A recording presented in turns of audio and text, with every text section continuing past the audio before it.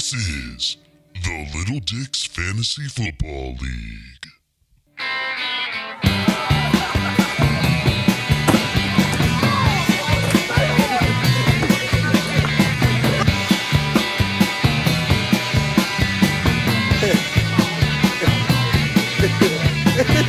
Wait, what?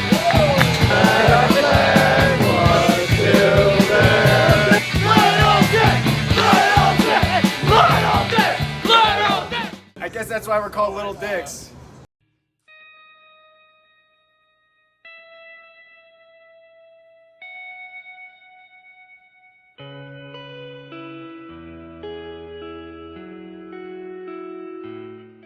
Jordan, you have one of the best win-loss records in the LDFFL and a number of championships. How do you explain all the success? Yeah, I mean, I'm a 3-time champ. Some people will call that a dynasty. There's been 1 year I didn't make the playoffs. That means I've been at the playoff dinner every single year. But one. Actually, the 1 year I didn't make the playoffs, I was at the playoff dinner. It was at Hooters, and it was me, Goldberg, and Angelo. It just comes down to dedication. I'm definitely more dedicated than anyone else. I know that for a fact. Would you say luck played into it a little? Absolutely. Absolutely. Some people get very unlucky. You know who you are.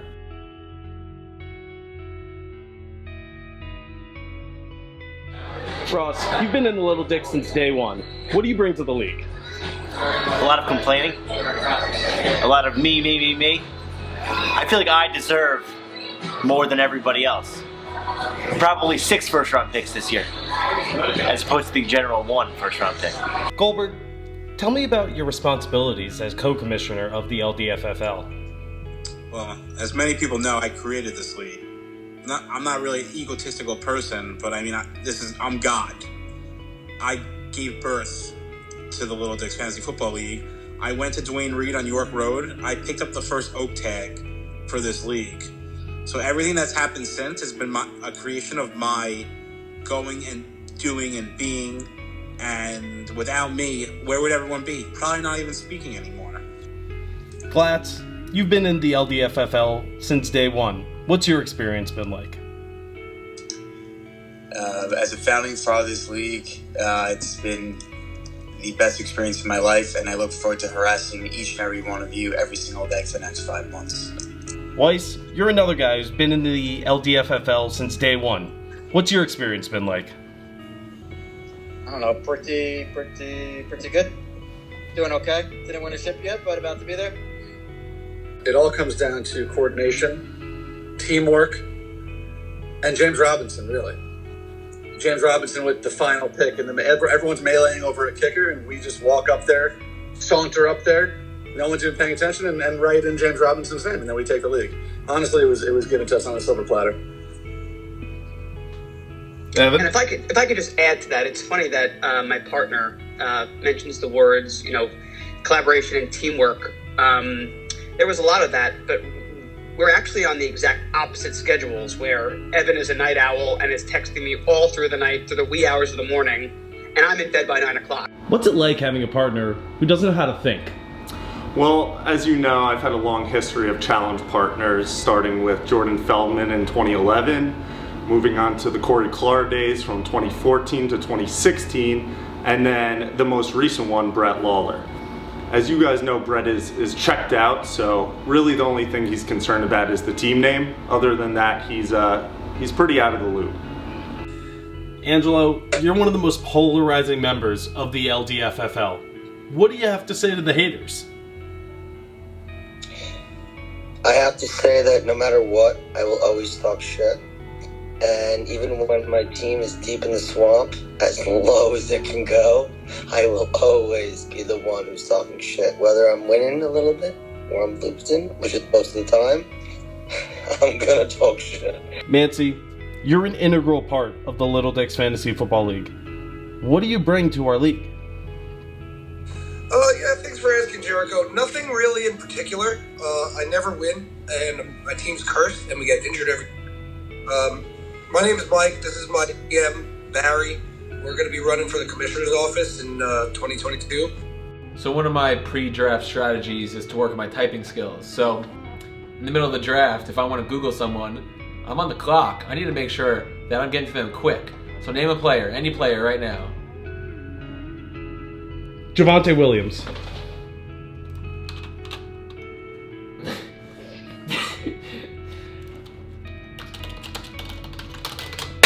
Boom! 5 seconds? Tell me a little bit about your draft prep strategy. To be honest with you, after 8 consecutive finishes in 7th place, I don't really prepare. How do you prepare for the draft? So I'm in about 13 gay leagues, and I fucking reek in all of them. So I just talk to Glatz and look at the index, and then make my decisions based on what the internet tells me to do. How do you get prepared for the draft every year? I jerk off to Matt Barry. How do you get prepared for the draft? Well, every year Angela starts a chat, me, Nancy, and him. Hey guys, want to split the fantasy index? And every year I say sure. And I say, please make sure I'm on the email. And he asked me for the $25 fee, yet every year I'm not on the email. So I have to beg him for the sheet, I get the sheet, and I get to the draft, and everyone's using the same sheet. So what I do is I just use my best knowledge. How do you and Brett prepare for the draft? So Brett and I, well, hold on a second. I have someone on the line. Hello, Mr. Lawler. What's up, boys? So we were just talking about you. How we doing? The question was, how do you and Mark prepare for the draft?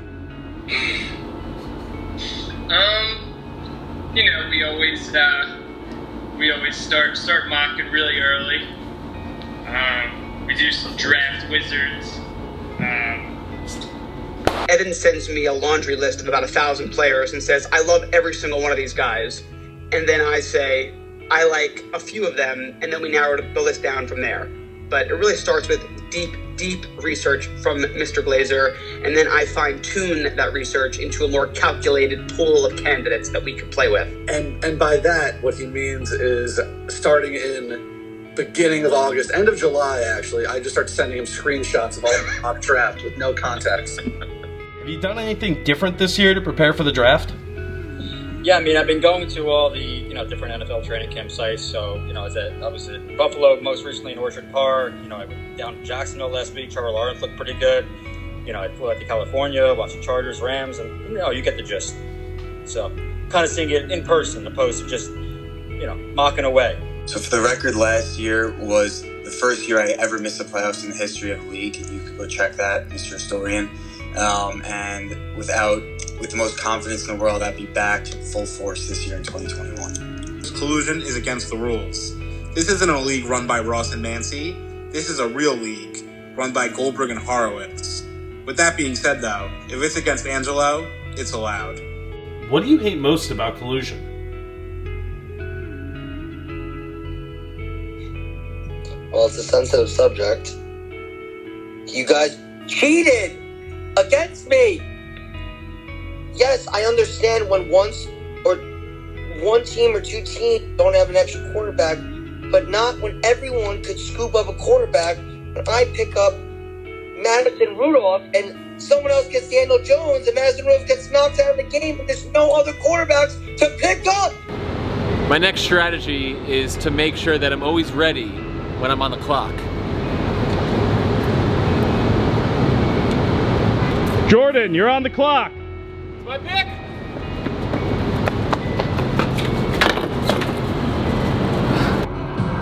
This is actually how I prepare for the draft.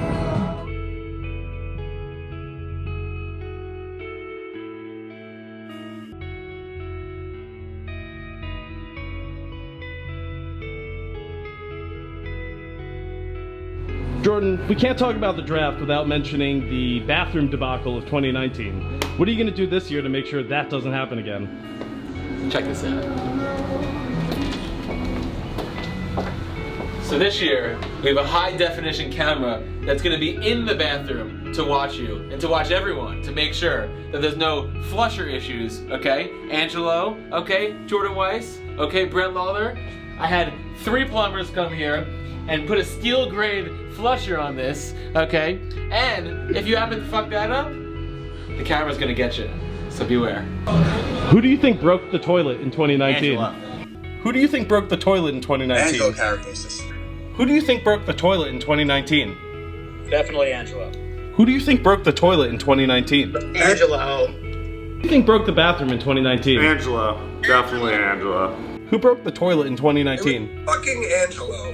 Who do you think broke the toilet in 2019? Angelo Carapaces. I, myself, would tell Jordan, hey, I clogged the toilet or I broke it.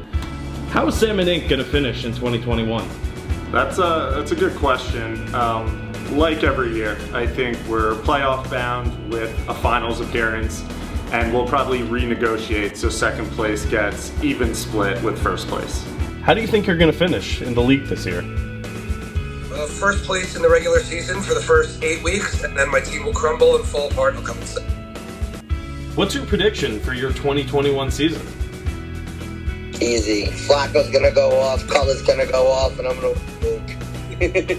How do you think you'll finish in 2021? One way or another, I'll get into the playoffs and conquer my third LDFL championship. My prediction for 2021 is, I think the last couple of years I've squeaked into the playoffs. I've got the 6 seed, the 5 seed. I think this year I'm back on top. I'm going 1 seed, baby. Championship. I'm prepared. And you're going to see me back on top. I'll tell you that right now. We're going back to back. B to B. I'll be finishing in first place and nothing else matters. I'm anticipating that 7th place finish, and that's what I want. Is that your prediction of how you'll finish this year? 7th place? I think all the experts had me coming in at a 3rd place finish, but that 7th place is just really where I feel comfortable. For 2021, I definitely see myself at playoff dinner. Out of every year that we've had this league, I've only not been at the playoff dinner 1 year, and that was planned because you guys were going the Fridays and all got food poisoning. I wasn't getting food poisoning.